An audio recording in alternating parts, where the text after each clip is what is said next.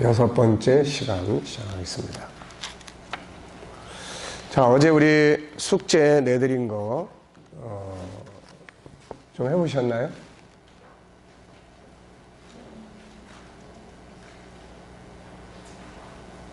어째 다 이렇게 침묵을. 네, 우리 집사님들 해보셨어요?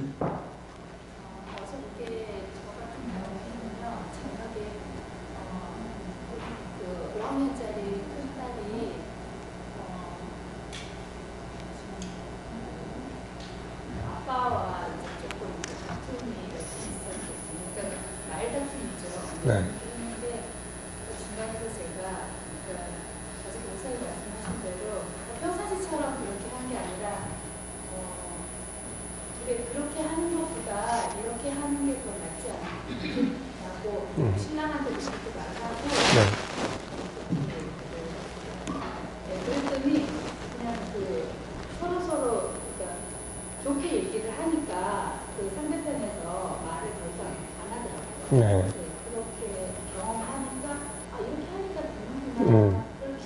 네. 끌림의 법칙. 네. 그러니까 상대방의 또 생각을 끌어내는 거. 그러니까 왜 넌 그래? 이거보다는 이렇게 해보면 어떠냐? 이게 더 낫지 않겠니?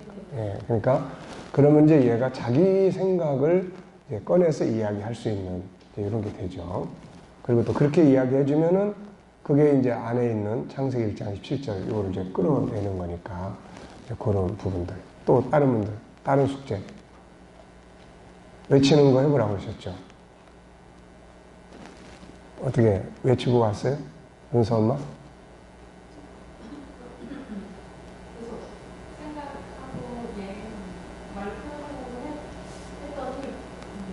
어제 자기 전에 유나가 3살짜리 딸이 있는데 엄마는 보고 싶다고 기다리고 있어가지고 네. 근데 얘가 잘 생각이 없더라.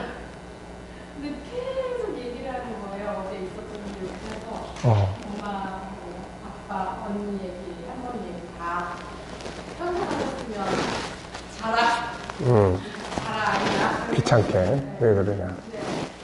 어제 들어주고 했더니 어느 순간 진짜 한 시간 정도를 부르고 있었다고.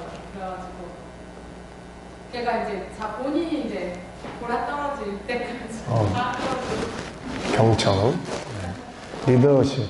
네, 그래서 계속 그거를 내가 오늘 배운 게 있으니 한번 해보자. 나는 할 수 있다. 외치는 거. 나는 훌륭한 부모다, 엄마다. 나는 하나님을 닮은 천재적인 부모다. 이게 왜 중요하냐면 자기 정체성을 만들어가는 작업이에요. 나는 누군가, 나는 어떤 사람인가. 그래서 항상 자기 정체성에 따라서, 정체성이라고 하는 것은 마치 뭐와 같으냐면은 등불과 같아요. 그래서 나는 어떤 엄마지? 나는 훌륭한 엄마야. 그러면 훌륭하게 행동하려고 해요. 나는 천재적 엄마야. 그러면은 천재적인 엄마로서의 기능을 수행하려고 합니다. 그래서 우리가 나중에 SQ를 이제 공부할 때 보면은 SQ에서 아주 중요하게 다루는 것이 나는 누구지? 라는 거예요. 예를 들어서 내가 어떤 직장에서 일을 해. 근데 이 직장 내에서 내 역할은 뭐야? 직장에서 나는 누구지? 이거를 이제 알아야, 그래, 그러면 나는 직장 내에서 내 업무는 이런 업무인데, 그러면 내가 이 업무를 잘 하기 위해서는 어떻게 해야 되지? 내 업무는 뭐지? 이런 것들을 생각하는 거예요. 그래서 어떤 이제 리더십 교육의 책을 보면은 이런 말이, 당신은 운전수냐 승객이냐. 네. 운전수면 운전수로서의 가는 방향을 생각하는 거고, 승객이면 승객의 가는 방향을 가져야 될 것들을 준비하는 거예요. 그래서 항상 나는 누구냐. 그래서 본질적 정체성이 있죠. 본질적 정체성은 어제 우리가 이야기한 대로 나의 존재의 배경은 뭐지? 나는 세상에 어떻게 왔나? 나는 누군가? 그래서 하나님 형상대로 만들어진 나. 이런 것들이 이제 나는 어디로 가나? 이게 이제 본질적 정체성이에요. 그리고 현실적 정체성이 있어요. 예를 들면 뭐 내가 일하고 있는 곳에 나의 위치, 가정에서 나의 위치, 또 내가 맡은 업무에서 나의 위치, 이런 부분들이에요. 이런 것들이 분명해야 역할을 알아요. 에스더가 자기가 왜 그 자리에 있는지를 잘 몰랐어요. 그랬더니 모르드게가 하나님이 당신을 그 자리에 세운 것은 이때를 위해서 일하라고 한 거 아니냐. 그때 에스더가 맞아. 고아인 나를 하나님이 이렇게 축복하셔서 이런 자리에 세우는 것은 이런 위기를 극복하라고 하신 거야. 내가 왜 여기에 있는지에 대한 자기 정체성을 알게 되면서 정체성은 그 일을 할 수 있는 능력을 만들어내요. 우리 안에는 할 수 있는 능력이 있어요. 할 수 없는 게 아니에요. 할 수 없는 게 아니고 모르는 거예요. 안 하는 거예요. 자기가 가고자 하는 방향을 못 찾고 있는 거예요. 이런 것들이 결국은 안에 있는 능력을 못 끌어내는 거예요. 우리가 이 다니엘 같은 사람도 바벨론의 포로로 잡혀갔지만은 다니엘이 성공한 이유는 딴 거 없습니다. 정체성이에요. 난 누군가. 난 하나님의 사람이야. 그래? 그럼 하나님의 사람은 어떻게 살아야 되는 거지? 그래서 그가 하나님의 사람으로서 살아가는 방향을 어떻게 정리했습니까? 우선 바벨론의 문화를 절제해야 된다. 뜻을 정해서 절제하고, 그 다음에는 이제 하나님과 가까워져야 된다. 하나님의 사람이니까 하나님 가까워져야 하루 3번씩 기도하고, 그 다음에 하나님의 사람은 성실하게 살아야 된다. 그래서 열심히 부지런히 주변 사람들이 흠을 잡을 수 없을 정도로 열심히 일을 했어요. 그러니까 이제 이런 것들이 바로 정체성이 그 다음에 행동 방향을 만들어주는 거고, 행동할 때 그 일을 할 수 있는 능력이 우리 안에서 밖으로 끌려 나오는 거예요. 그러니까 인간은 우리가 그런 말 많이 하잖아요. 환경의 존재다. 어떤 환경에 처해 있는가에 따라서 그 환경에 우리는 익숙해진다. 힘든데 가시면은 힘든데 가서 그 일을 할 수 있는 능력이 우리 안에 있는 거예요, 이게.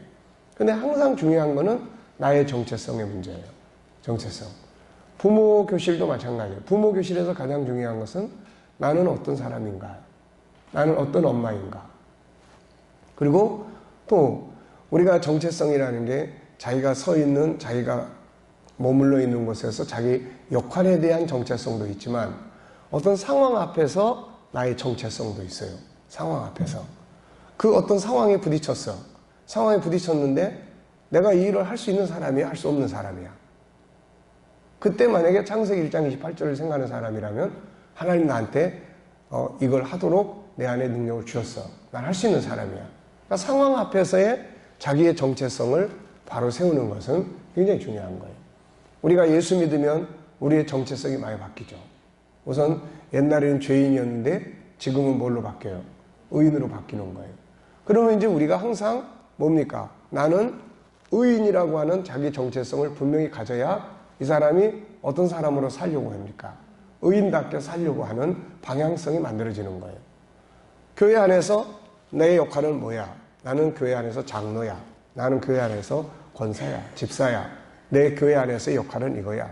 이게 분명해져야 그래, 그러면 교회 안에서의 장로, 권사는 뭐 하는 사람이지? 이런 거 하는 사람이야. 그래서 방향성이 만들어지고 그 일을 할 수 있는 능력은 우리 안에 있다는 거예요, 이게. 그래서 우리가 정체성, 나는 훌륭한 부모다.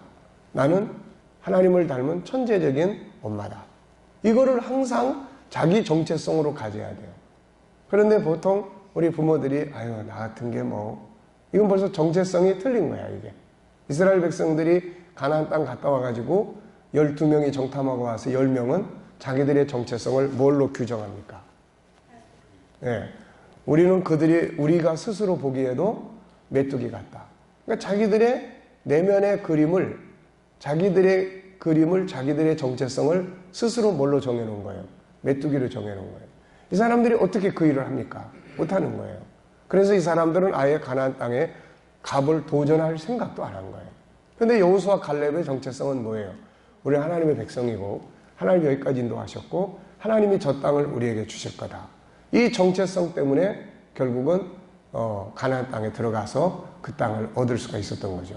그러니까 현장에서 본질적에서 아니면 어떤 부딪혀 있는 업무를 앞에 놓고 이 상황 앞에서 나는 어떤 사람인가?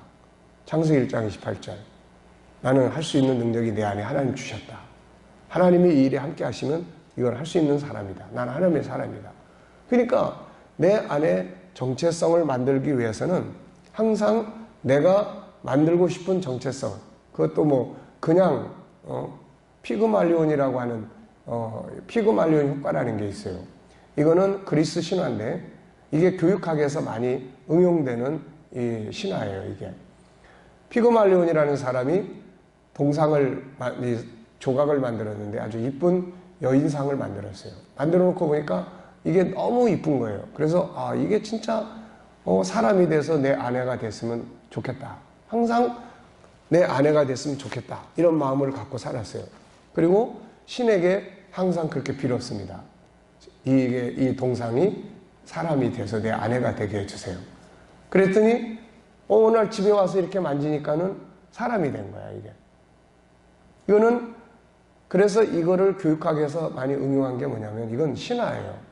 많이 응용한 게 뭐냐면 간절히 열망하고 내가 저게 그렇게 될 것이라고 믿는 사람은 그렇게 될 수 있다는 거예요.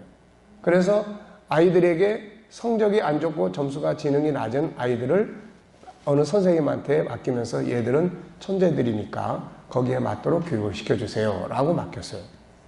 그리고 실질적으로 천재들인데 이 애들을 이제 딴 선생님한테 맡기면서 이 애들은 좀 수준이 낮으니까 거기에 맞춰서 좀 교육을 해주세요. 이렇게 이야기를 했어요.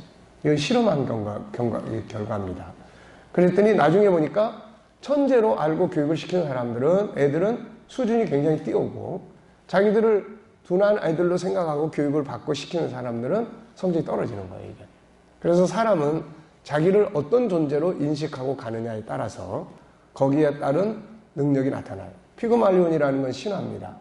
그게 신념이라는 개념으로 우리 속에도 많이 들어와 있어요. 그렇지만 우리는 신화가 아닌 하나님의 전능하신 말씀이 있어요. 그게 창세기 1장 27절, 28절이에요. 이것이 우리들의 정체성이 돼야 돼요. 나는 누구지? 나는 하나님의 형상을 가진 사람이야. 나는 이 환경을 어떻게 할 수 있어? 다스릴 수 있는 사람이야. 이게 우리들이 가져야 될 정체성이에요. 그런데 그게 내 안에 정체성이 되려면은 그게 내 뇌를 지배해야 된다고요. 그래서 여러분들이 그렇게 정말로 좋은 엄마가 되고 싶으면은 항상 자기를 좋은 엄마로 우리는 좋은 엄마가 아빠가 될 수 있는 그 안에 이 DNA가 있단 말이에요. 그게 뭐예요? 하나님의 형상이에요. 그러니까 그런 게 없는 사람들도 하면 돼. 이렇게 이야기를 하는데 우리는 그런 게 있음에도 불구하고 나 같은 게 뭐 이렇게 자기를 비하하고 학대한다고요. 믿음과 불신이라는 건 뭐예요? 하나님 말씀을 과연 내 속에서 받아들이느냐 아니냐 이 차이점이야, 이 차이점. 그러니까 저 개인적으로도 보면은 창세기 1장 27, 28절을 제가 내 영혼 속에서 받아들이기 전에는 세상의 모든 것들이 나는 감당할 수 없는 상황들이었어요. 그런데 어느 순간에 이 말씀이 내 영혼 속에서 받아들여지면서부터 환경에 대한 개념이 많이 바뀌었어요. 이거는 나한테 다스리라고 주신 거다. 이런 생각. 이거는 내가 다스리라고 주신 거지 이게 나를 망하기 위해서 온 게 아니다. 라고 하는 그런 개념들이에요. 그러니까 우리 성도들이 우리들이 가져야 될 것은 지난날의 죄성을 따르는 창세기 3장에 여기에 근거한 자기 정체성을 가지고 안 된단 말이에요. 이거는 속는 거예요. 속는 거. 그래서 창세기 1장 27절에 28절에 근거한 정체성을 항상 만들어 가야 돼. 우리가 아이들한테도 항상 아이들 만나서 이렇게 이제 그 멘토하고 그러면은 너는 천재야. 자, 하루에 나는 천재라는 말을 10번씩 외치는 거야. 계속. 자기 정체성이 왜 천재지? 창세기 1장 27절. 하나님보다 더 똑똑한 사람이 있어? 없어. 그 하나님을 닮은 사람들이니까 우리는 천재적 기능을 가진 사람들이에요. 그래서 그 이야기를 외치라고 하는 겁니다. 아시겠죠? 그게 그냥 외치라고 하는 게 아니에요. 자, 다시 한번 크게 이 두 가지. 나는 훌륭한 부모다. 나는 그 다음에 하나님을 닮은 천재적인 엄마다. 부모다. 이게 여러분의 정체성이 되어야 된다고요. 그러면 이제 그 다음에 뭔 생각이 또 떠오릅니까? 그런 생각을 계속 하려다 보면은 그러면 훌륭한 부모는 어떻게 해야 되지? 이렇게 떠오르는 거예요. 가야 될 방향을 찾게 되는 거예요, 이제. 가야 될 방향. 뭐 우리 목사님들은 나는 세계에서 제일 가는 설교자다. 제일 설교를 잘하는 사람이다. 그러면 이 정체성이 바로 그런 정체성을 자기가 딱 가지면은 그때부터는 그게 부담으로 와요. 부담으로. 내가 과연 설교 잘하는가? 내 설교를 듣고 사람들이 어떤가? 사람들이 어떤 반응이 오는가? 그래, 설교를 잘하려면 뭐를 해야 되는가? 이런 걸 자꾸 찾아가는 거예요. 그래서 정체성은 등불과 같아가지고 가야 될 방향을 이끌어주는 겁니다, 이게. 네. 그러니까 우리가 이런 부분, 운전수냐, 승객이냐. 이게 굉장히 중요한 거예요, 이게. 자, 그래서 외치는 거는 자기 정체성을 바로 세우기 위해서. 바울이 로마서 6장에서 이제부터는 너희가 죄인이 아니고 의인이라고 여겨라. 인정하라, 그 이야기예요. 그러니까 내가 의인이라는 정체성을 계속 가진 사람은 의인답게 살려고 하는 거고, 죄인이라는 정체성을 가진 사람은 계속 죄인답게 사는 거고, 이렇게 되는 거예요, 이게. 네. 자, 5장입니다, 이제. 오늘은 부모가 변해야 된다, 두 번째. 앞부분에서는 뭘 변해야 된다고 그랬어요? 우선 부모가 행복하게 살아야 된다. 부모가 행복하게 살아야 된다. 부모가 행복하게 살기 위해서 뭐가 필요해요? 우선 자기가 건강해야 된다. 그래서 내면에 아픔인 사람들은 치료해라. 그래서 셀프 힐링에 대한 14가지 방법. 그 다음에 우리가 상담할 때 많이 사용하는데 억압에서 자유케 하는 과정 10단계. 그 다음에 자존감을 높이는 10단계. 이런 것들을 그냥 책 속에 묻어두지 마시고 이거를 잘 자존감이 낮다 그러면 이거를 한번 잘 활용해서 자존감을 높이세요. 우리가 자존감을 높이는 가장 중요한 것은 우선 본질적으로는 성경 안에서 나의 본질을 정확하게 아는 게 중요해요. 내가 엄마 아빠로부터 태어났지만 나의 근본은 하나님이고 그분이 날 선택했고 내 안에는 세상을 다스릴 능력을 그분이 담아놓으셨고 이런 자기 정체성을 분명히 가져야 돼요. 이게. 그런 다음에 현실적인 정체성은 뭐냐? 목표를 이루는 목표보다는 과정을 성실한 과정 그리고 작은 과정들을 자꾸 성공해가는 경험. 그래서 어떤 내가 뭘 이뤘어 이거보다는 이루기 위해서 내가 어떤 과정을 거쳐가고 있는지.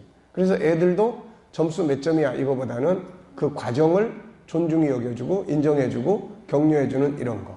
그러니까 이런 것들이 현실적으로 자기 자존감을 높여가는 거예요. 자존감을. 그래서 또 올바른 정체성을 자꾸 만들어가고 이런 거. 이런 것들이 자존감을 높여가는 겁니다. 이제.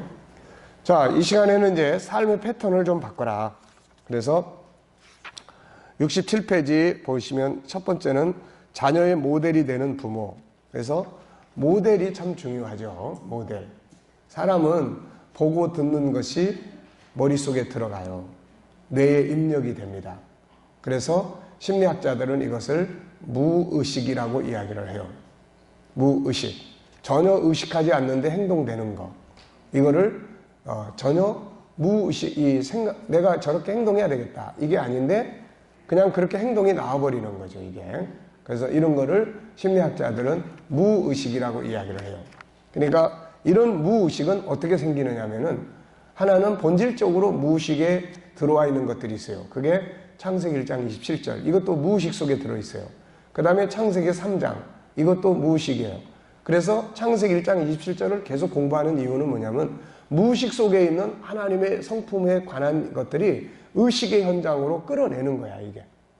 이런 사람이에요. 우리는 이런 거예요. 우리는 이런 거예요. 이게 자꾸 무의식 속에 들어있는데 그걸 밖으로 끌어내야 의식 속에서 훈련을 하는 거예요, 이게. 그래서 행동으로 옮기려고.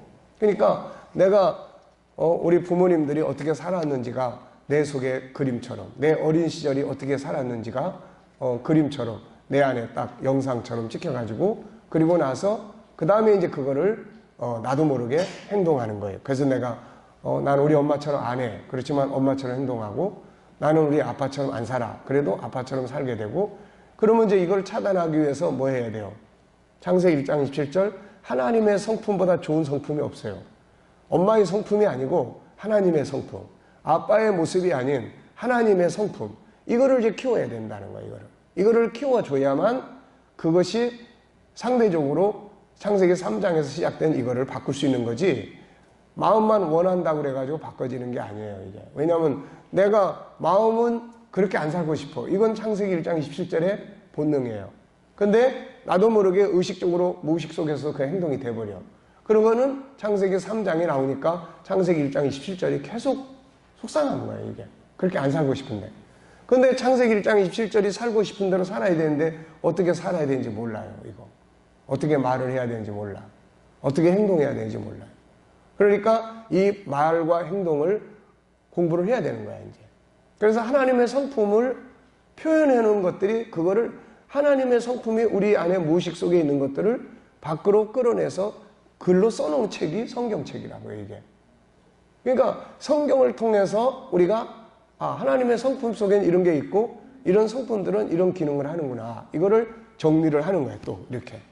그리고 어떤 부분은 사회에서 더 많이 연구되어 있기 때문에 그런 거 참고해가지고 우리가 결국 우리 안에는 하나님의 성품을 우리의 삶의 현장에서 살아가도록 훈련을 하게 되는 거예요, 이게. 그래서 내가 엄마, 아버지 뭐 이런 것들을 내가 억지로 기도해서 막 차단되는 게 아니에요, 이게. 기도해서 차단되는 게 아니에요. 그거는 내가 창세기 1장 27절에 하나님의 성품들을 계속 공부를 해야 돼. 성경을 통해서 또 공부를 하고 훈련을 하고 말하는 법을 자꾸 하고 내 성격을 다스리는 훈련을 계속하고 감정을 컨트롤하는 훈련을 계속하고 성경에서는 마음을 다스리라고 그러단 말이에요. 마음을 다스려야 돼. 이걸 다스려야 되는데 우리는 다스리는 훈련이 안 돼 있어요. 우리가 잠언 16장 30절에 보면은 마음을 다스리는 게 성을 뺏는 것보다 더 어려워요. 더. 성을 뺏는 것보다. 그러면 보세요. 성을 공격해서 성을 뺏으려고 하면은 군인들이 훈련해요, 안 해요? 합니까, 안 합니까? 엄청 훈련하는 거예요. 예? 근데 우리도 마음을 컨트롤하는 훈련을 해야 된단 말이에요, 이게. 이걸 안 하고 저절로 막 되기를 생각하는 거는 이거는 애초에 말도 안 되는 이야기예요, 이게. 그러니까 우리는 그런 부분들을 성령께서 감동을 해주시면 훨씬 더 효과적이에요. 그런데 성령의 감동은, 감동이라는 건 감정을 만들어내는 거예요. 좋은 감정. 근데 항상 성령의 감동이 있으면 괜찮은데 기도할 땐 감동이 있다가 그냥 기도 안 하면 또 다시 원 상태로 가는데 여기서 원 상태는 항상 습관화된 내 모습이 나타나는 거예요, 이게. 그러니까 은혜 받았을 때는 뭐 좀 괜찮다가 은혜 떨어지면 다시 원 상태로 가는데 원 상태로 가는 건 습관이야. 그러면 이 습관은 몸에 익숙해진 거예요. 이거는 어느 게 더 익숙해졌냐면 창세기 3장이 더 익숙해졌어요. 그거를 살았던 내 부모, 엄마, 아버지의 모습들이 훨씬 더 내 안에 강하게 입력이 돼 있어요, 이게. 그러니까 이거를 바꿔야 되는데 이게 뭐 그냥 바뀌는 게 아니야, 이게. 배우고 훈련하면은 말 한마디만 바꾸는 훈련만 해도 얼마든지 말을 바꿀 수 있는데 어떻게 말하는지를 모르면 그동안 늘 일상 해왔던 말들대로 한단 말이에요, 이게. 그게 안 좋고 그 결과가 안 좋고 그렇게 말들을 하니까 분위기가 안 좋고 하는 걸 알면서도 교회 가서 맨날 회개해. 하나님 잘못했어요. 하나님 도와주세요. 어떻게 해야 돼요? 이렇게. 근데 내가 안 바꾸는 거야, 이거. 그러니까 대화 오고 가는 대화법을 싹 바꾸면은 문제 안 생긴다고요, 이게. 근데 그거를 안 바꾸는 거야, 이게. 안 바꾸고 내 생각대로 그동안 듣고 배운 대로 아는 대로 우리 엄마한테 아빠한테 들은 대로 내가 습관화된 대로 계속 그렇게 하니까 문제가 안 바뀌는데 이걸 우리는 와서 계속 하나님 앞에만 도와달라고 하니까 하나님도 답답한 거예요, 이거. 네. 그러니까 가서 너희들 이렇게 해 말씀을 준단 말이에요. 근데 가서 그렇게 해야 되는데 이걸 어떻게 하는지 잘 몰라, 구체적으로. 그래서 유대인들은 율법을 탈무드로 현장의 지혜로 바꾼 거예요. 현장의 지혜로. 그 율법만 가지고 현장까지 가기가 어려워. 그러니까 율법을 해석해서 이거는 이렇게 현장에서 사는 거야 라고 이야기를 해서 그렇게 현장을 만드는 거예요, 이게. 그러니까 우리도 그렇게 말씀을 풀어서 설교만 듣는 게 아니라 이런 프로그램들을 만들어서 현장에서 그걸 사는 훈련을 해야 되는 거야, 이게. 그래서 처음에는 좀 어색하고 하는데 자꾸 하다 보면 그게 익숙해져, 그게 익숙해지면 습관이 되는 거예요. 그래서 습관을 이제 교육하는 학자들은 우리가 21일 동안만 계속 어떤 내용을 반복해서 훈련을 하면은 그게 후천적으로 습관이 만들어진다는 거야, 이게. 그러니까 이게 안 바뀌는 게 아니에요. 왜냐하면 바꿀 수 있는 요소가 우리 안에 있기 때문에 바꾸겠다고 마음 먹고 바꾸겠다고 하면은 금방 바뀌어요, 이거. 제가 북경에 가서 세미나 할 때 어느 분이 저쪽에 거기가 어디예요? 서쪽에 있는 그 지역에서 세미나 참석하신 분이 나중에 이제 3일 동안 이제 세미나 마치고 나서 이야기를 쭉 나누는데 그런 이야기 하는 거예요. 자기가 14년 동안 변하려고 해도 안 변한 게 여기 와가지고 3일 동안 딱 강의 듣고 변해야 되겠다 그래가지고 그러니까 변해버리는다는 거예요, 이게. 네? 그러니까 여러분 보세요. 우리는 변해야 된다는 거 알고 있어요. 그런데 변화돼 가고 싶기도 해요. 근데 변화를 안 해, 스스로. 나는 오늘 이 부분을 이렇게 바꿀 거야 라고 바꾸면 그날부터 바꿔지는 거야, 이게. 그러잖아요. 내가 이렇게 말하던 거를 난 오늘부터 이렇게 말할 거야 라고 해서 그렇게 말하기 시작하면 바뀌어지는 거야, 이거는. 근데 우리 맨날 듣지 않습니까? 물이 변해서 포도주 되는 거. 근데 우리는 나는 안 변해. 그래 놓고 물 떠다 놓고 빌어. 하나님 물이 변해서 포도주 되게 해 주시옵소서. 믿습니다. 그리고 오늘도 빌고 내일도 빌고 빈 지가 벌써 10년, 20년 됐는데도 하나도 안 바뀌어, 이게. 그러니까 우리가 하나님에 의해서 우리가 할 수 없는 영역은 하나님이 하세요. 그런데 우리가 할 수 있는 것들은 우리가 해야 돼, 이거. 우리가 안 하면서 하나님 보고만 맨날 해달라고 해가지고는 이거 안 됩니다, 이거는. 예, 그러니까 우리가 그런 부분을 알고 모델의 중요성 이야기했어요. 모델. 그래서 68페이지 보면은 잠언 13장 20절이 있어요. 어떤 모델이 옆에 있느냐에 따라서 사람은 이렇게도 되고 저렇게도 된다, 그런 이야기예요. 지혜로운 자와 동행하면 지혜롭고 미련한 자와 사귀면 해를 받는 것이다. 그러니까 누구랑 같이 모델이 옆에 어떤 모델이 있냐는 거죠. 자, 창세기 1장 27절 하나님의 성품을 사는 사람과 동행을 하면 그게 커져. 하나님의 성품을 훈련받고 그걸 살아가는 사람들이 옆에 있으면은 나도 그쪽이 끌림의 법칙에 의해서 나도 그게 자꾸 성장을 한다고요, 이게. 근데 창세기 3장의 죄성을 사는 사람하고 함께 계속 동행하고 옆에서 그 사람이 늘 보고 듣고 영향력을 미치면은 그쪽이 커져.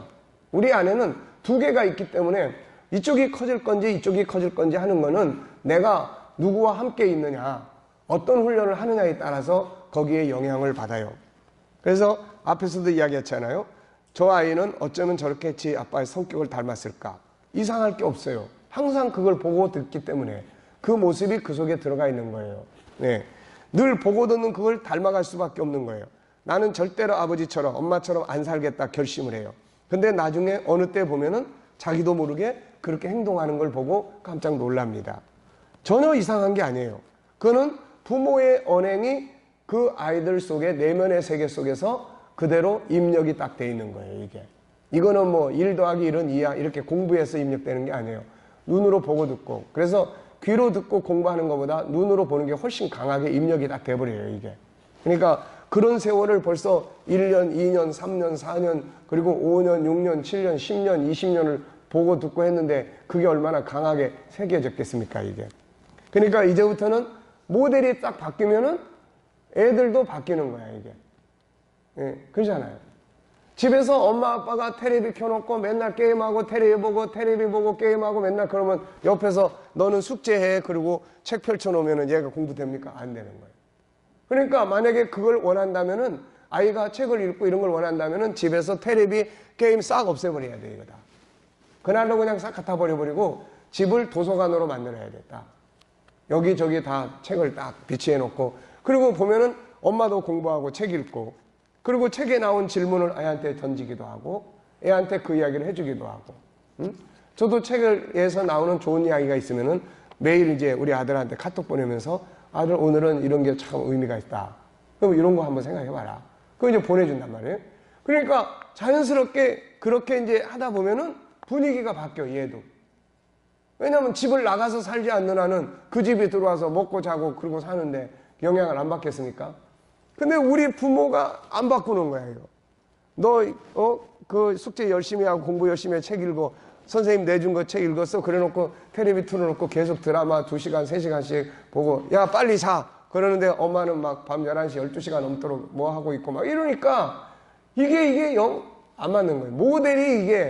모델을 바꿔야 돼요, 모델을. 아시겠습니까? 그래서 예수님께서 우리 보고 너희 이렇게 해라고 한 게 아니에요. 날 따라와. 나를 따라와야 된다. 나를 믿는 자는 나를 따라오너라. 이렇게 이야기하고 그분이 앞서가면서 우리 보고 따라오라고 하는 거지, 그분은 안 가고 우리 보고 이렇게 하는 게 아니에요, 이게. 그래서 이런 부분들이 전혀 이상한 게 아닙니다. 그러니까 내 자녀가 학자가 되기를 원하면은 그렇게 학자적인 삶의 틀을 가정에서 만들어 가면 되는 거예요. 그러면 애가 자연히 그런 것들을 좋아하게 되고, 그런 걸 통해서 뭔가 보물을 발견하게 되고, 한번 지가 맛을 느끼기 시작을 하면은 그 속에서 새로운 변화가 시작이 되는 거예요. 자, 나는 자녀들에게 어떤 모델이 되고 있는가? 자녀들은 그것을 보고 배우고 뇌에 입력합니다. 그래서 어느 날 그것이 밖으로 나오는 거예요. 언어도 나오는 거고, 사회적 자세, 인간관계, 습관, 성격, 질서의식, 경제의식, 직업의 의식, 부모에 대한 자세 전부 나오는 거야. 그러니까 부모를 공경하는 그 모습 보면은 자녀들이 그걸 계속 보면, 아, 나도 나중에 우리 엄마 아빠를 이렇게 모셔야 되겠구나, 이렇게 해야 되겠구나 걸 알아요. 근데 부모에 대한 자세를 다 자식들이 보고 있는데 보면은 나중에 전에 아빠도 그렇게 하셨잖아요, 이렇게 이제 나오는 거예요, 이게. 네, 모델이 중요한 거예요. 그래서 우리는 좋은 모델이 돼야 된다. 학교에서 학습을 아무리 잘해도 그거는 지식적인 영역이에요. 인간의 인간다움은, 인성적 영역은 학교에서 다뤄지지가 않아요. 그의 인성의 80%는 가정에서 보는 거, 보고 듣고 배우는 겁니다. 가정에서. 그러니까 가정에서의 역할이 굉장히 중요한 거예요. 애가 나가서 막 싸움질하고 이런다. 그거는 다른 데서 이유를 찾을 수가 없어요. 일단 가정에서 기본적으로 싸우는 법을 터득을 했어요, 얘가. 그리고 대상을 밖에 나가서 찾는 거예요, 이거. 그러니까 이런 부분들을 아까 이야기하셨지만은 엄마가 피곤하죠. 그렇지만은 아이가 하는 이야기를 끝까지 들어주고, 그러면 얘는 거기서 뭘 배우는지 아세요? 거기서 뭘 배우고 계세요? 우선 자기가 말하는 표현력을 배워요. 거기서 말을 배운다고요. 그리고 나중에 엄마처럼 우리 엄마는 항상 들어줬어. 그 들어주는 걸 배우는 거예요. 들어주는 걸. 뭐 아무리 나중에 야, 자기 의견을 표현할 줄 아는 게 중요해. 그래 놓고 이야기하려고 그러면 야, 조용히 해. 시끄러워. 떠들지 마. 이래버리면 자기 의견 표현 못 합니다, 이게. 그러니까 이런 것들이 우리의 삶에서 자연스럽게 이루어지는 거지, 이런 인성은 이렇게 하는 거야 라고 가르쳐서 되는 게 절대 아니에요, 이거는. 그래서 우리는 어떤 모델이 될 것인가? 그렇게 하기 위해서 뭐가 필요한가? 삶의 패턴을 바꾸는 거죠. 이게 답이에요. 자녀들에게 좋은 교육을 시키기 위해서 많은 돈을 투자하는 것도 중요합니다. 우리는 보통 외부적인 데다가 투자를 많이 해요. 학습, 과외, 학원, 무슨 특별한 캠프, 거기 가서 배우고 오라고. 근데 부모가 변하는 데다가 투자를 해야 되는데, 이게 안 되고 네가 가서 다 배워가지고 와서 네가 알아서 다 좋게 살아, 이렇게 되는 거야, 이게. 자, 바꿔야 될 삶의 방식들이 있습니다. 우선 부정적인 거를 빼고 긍정적인 말과 행동으로 바꿔보는 거예요. 이거를 우리가 창세기 1장 27절로 창세기 3장을 창세기 1장 27절로 바꾸는 작업이에요. 바꾸는 작업이에요. 이게 결국 성경의 삶의 원리입니다. 옛사람을 죽여라, 새 사람을 입으라, 이게 다 뭔 이야기예요? 선으로 악을 이겨라. 선은 창세기 1장 27절이에요. 하나님의 성품 속에 악이 있습니까? 없어요. 오늘도 우리가 아침에 이제 그 언어교실을 새벽기도 끝나면 해서 언어교실을 공부하는 분들이 아침에 이제 화요일이면 공부를 해요. 근데 이제 거기도 이제 맨 그런 이야기예요. 결국은 언어라는 것도 창세기 1장 27절, 언어가 뭡니까? 우리 안에 있는 하나님의 성품이 밖으로 나오게 하는 것이 언어야, 이게. 유일성에서 나오는 존귀한 말을 밖으로 나오고, 다양성, 그게 밖으로 나오고, 재능, 이게 밖으로 나오고, 그러면 이게 5가지 성품이 현장이 돼. 현장이 될 때 세상이 다스림을 받는 거야, 이게. 근데 우리는 그게 속에만 있지. 나사로가 죽었는데 무덤 밖으로 나와야 되는데 속에 있는 거예요, 속에.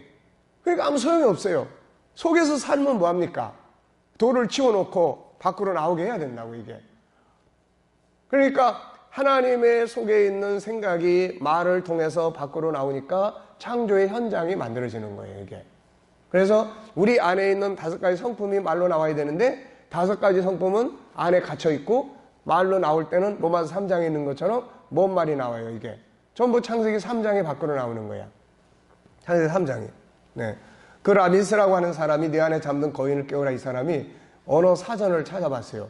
사전을 다 연구를 해보니까 긍정적인 말과 부정적인 말이 어느 정도 비율로 돼 있냐면은 긍정적인 말이 1000개면 부정적인 단어는 2000개예요. 2000개. 그러니까 그만큼 우리들의 삶 속에는 부정적인 생각, 생각하는 그 생각에 대한 학자가 또 생각을 연구를 했어요. 그랬더니 이 사람이 연구를 해보니까 뭐예요? 하루에 사람은 5만에서 6만 개, 우리 5만 가지 생각 다 한다고 그러잖아요. 그게 실제로 하루에 5만에서 6만 개의 생각이 우리 속에서 왔다 갔다 해요. 그런데 그 중에서 3분의 2는 부정적 생각이야.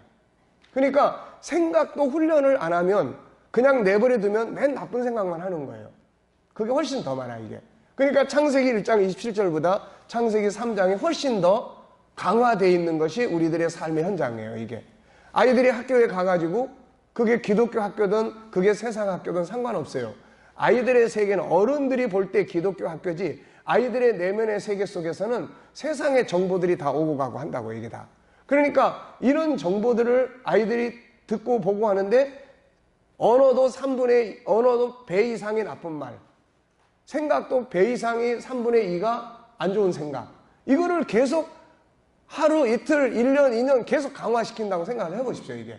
그러면 결국 그의 삶이 좋은 삶이 되겠어요? 나쁜 삶이 되겠어요? 결국 부정적인 삶이 되는 거야, 이거.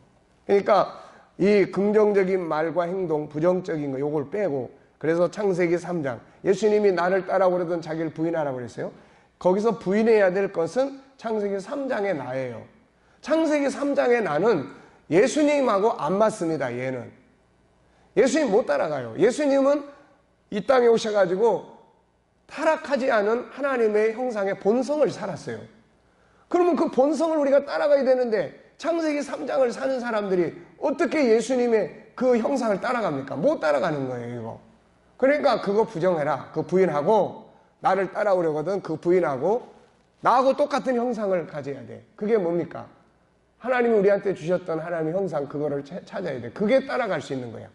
그게 따라갈 수 있는 거예요. 그래서 요거를 바꿔라. 나는 자녀나 부부간에 서로 대할 때 부정적 부분을 많이 보고 있는가? 긍정적 부분을 많이 보고 있는가? 나는 어떤 상황을 대할 때 상황 속에서 부정적인 부분을 더 많이 찾아내는가?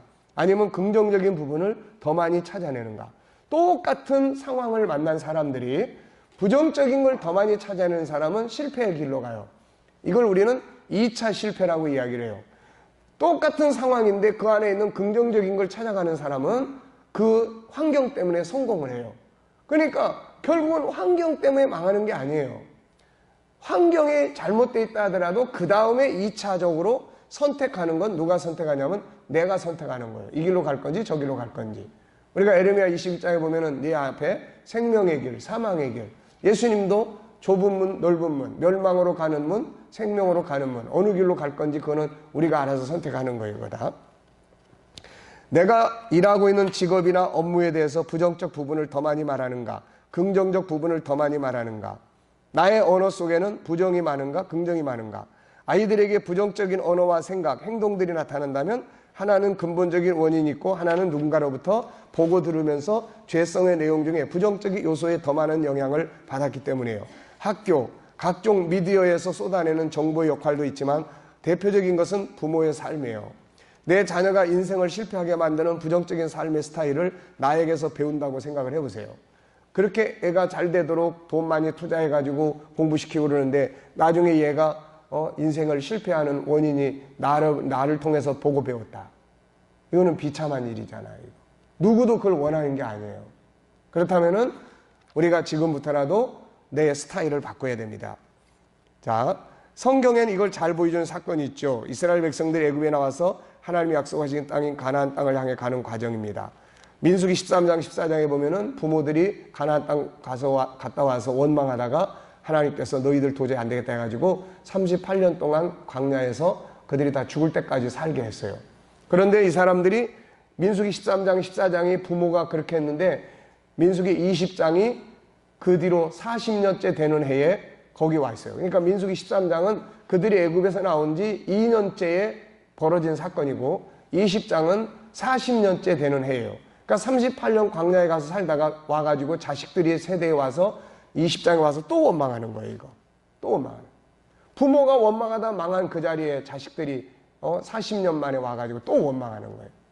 왜 이렇게 됐어요 이게? 결국은 시편 106편 24절에 보면 그들이 그 땅에 그 기쁨의 땅을 멸시하고 그 말씀을 믿지 않냐고. 이게 그 40년 전에 38년 전에 그 부모가 했단 말이에요 이거를. 그리고 그들이 장막에서 원망하며 그들이 자기 집에 들어가서는 맨날 원망하고 불평하고 불신하고 이러다 보니까 결국 자식들이 옆에서 그걸 그대로 배워. 그리고 그 자리에 와가지고 또 조그만 힘든 일이 생기니까 막 원망하고 불평하고 이랬단 말이에요 이게. 그래서 이런 것들이 아주 중요합니다. 그들은 집에 들어가서 항상 불신의 말을 하고 원망 불평의 말을 하고 살았어요. 그 옆에는 당연히 그들의 자녀들이 있었을 것이고 그 자녀들은 부모로부터 항상 불신, 원망, 불평의 학습을 교육받습니다.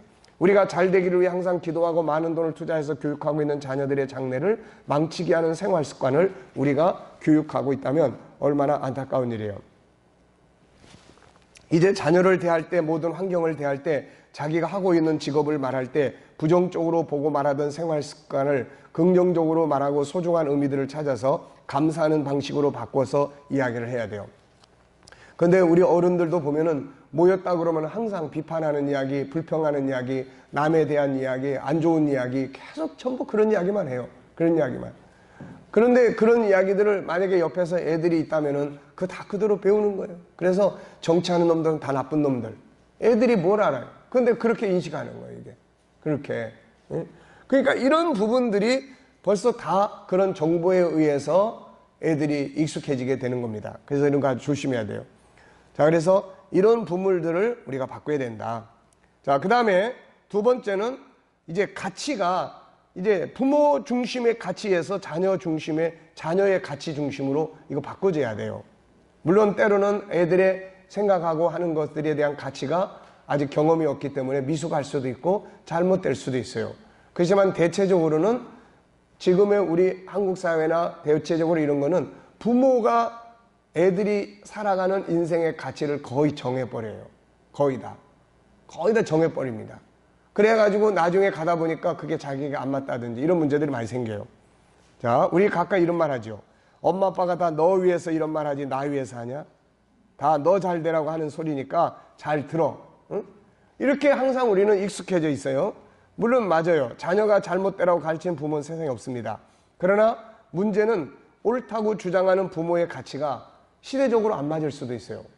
우리는 구시대적인 거를, 구시대의 제품을 자꾸 이야기할 수 있고 아이들의 세계는 지금 엄청난 새로운 세상이 다가오고 있고 새로운 변화가 반드시 필요한데 구시대에 맞춘 우리들의 가치를 자꾸 강요를 한다면 이건 이미 아이들을 앞으로 못 가게 하고 구시대로 가게 만드는 원인이에요, 이게.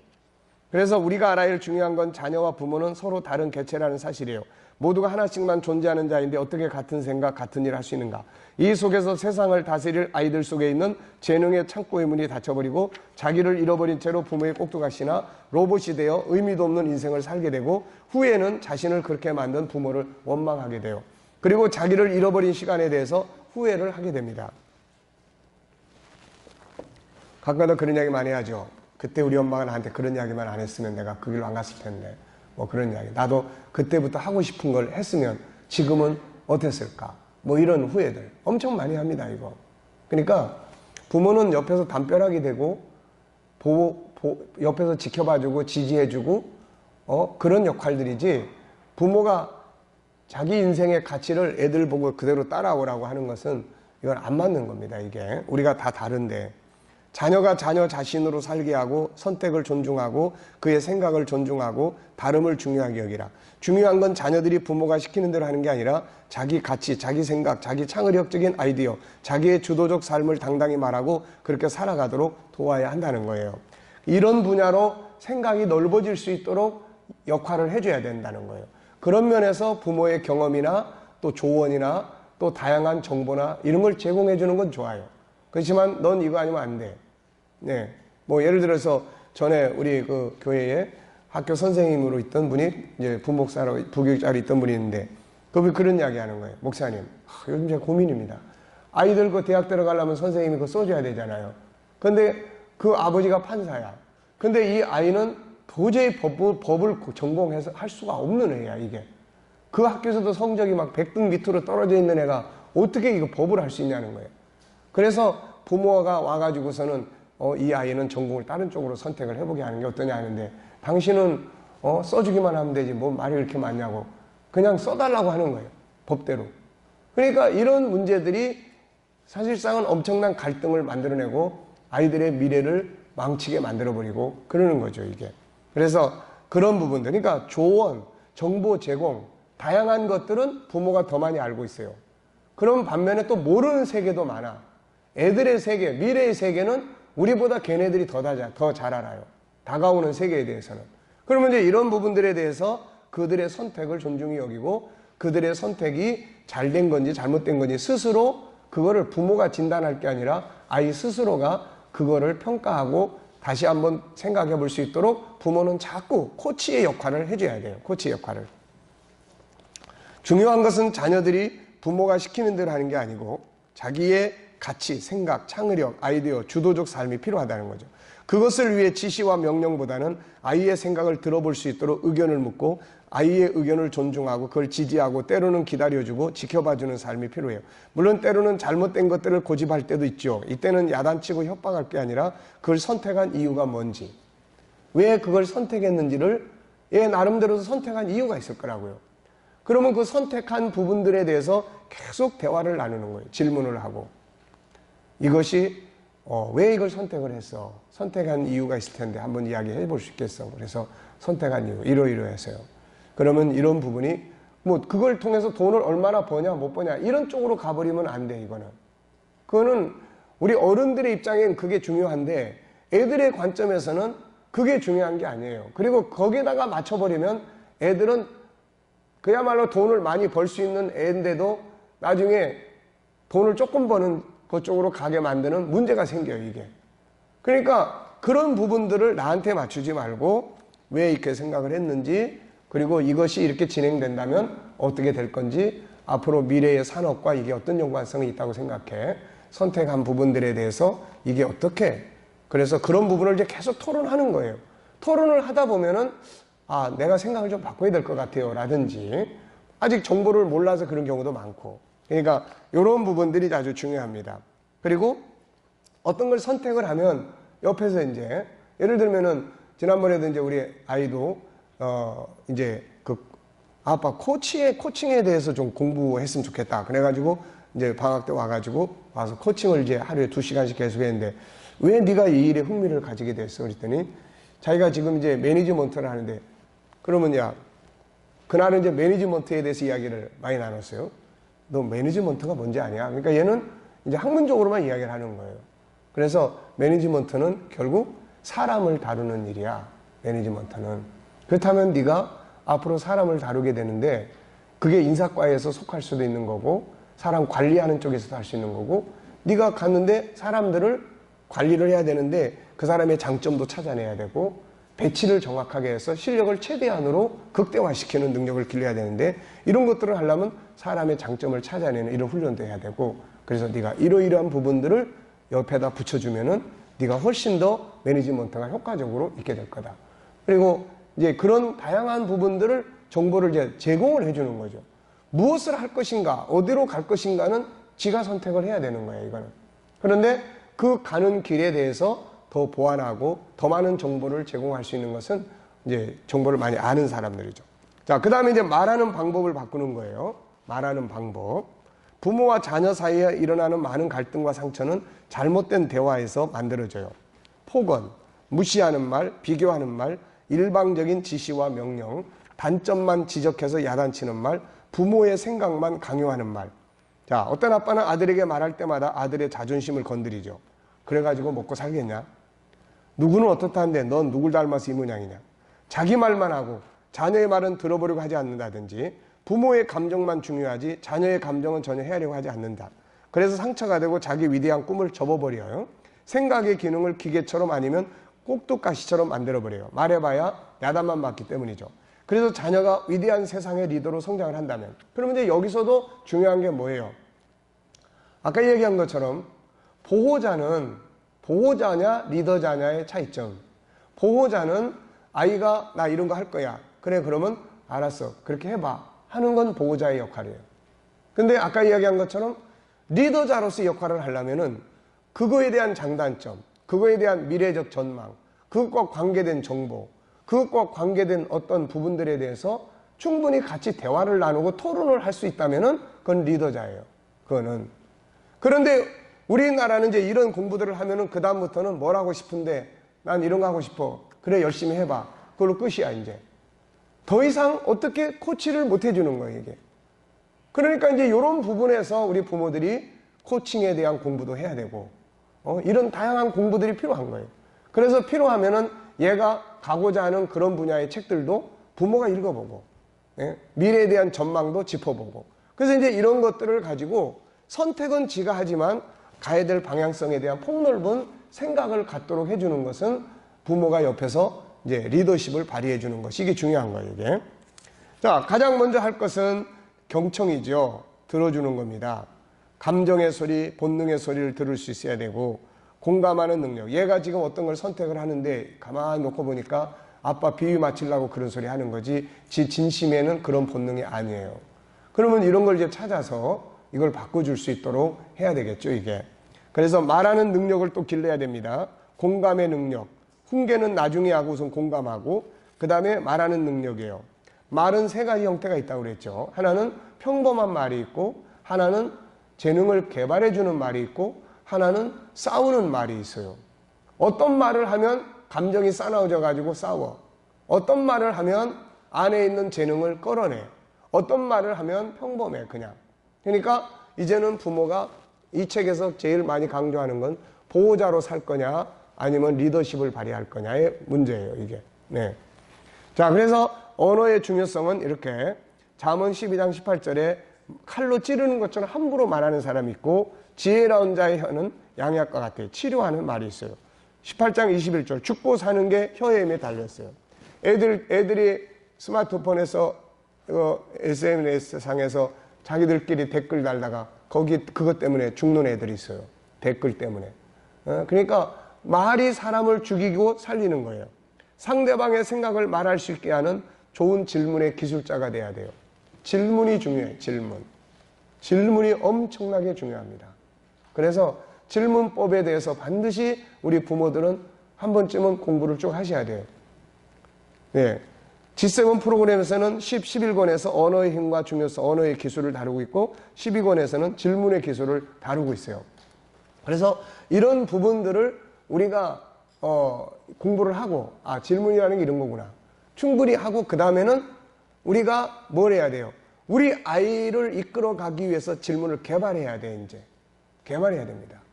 그래서 질문이 돈이다. 자, 한번 따라해 보세요. 질문이 돈이다. 이거를 이해합니까, 여러분? 만약에 질문 10개만 가지고 아이를 확 바꿔놓을 수 있다면, 그런 질문이 있다면은 어때요? 돈 100만 원 주고 사겠어요, 안 사겠어요? 사겠어요, 안 사겠어요? 자, 여기 지금 다 산다고 합니다. 대박 나겠죠, 이거? 그래서 질문에 대한 연구가 필요해요.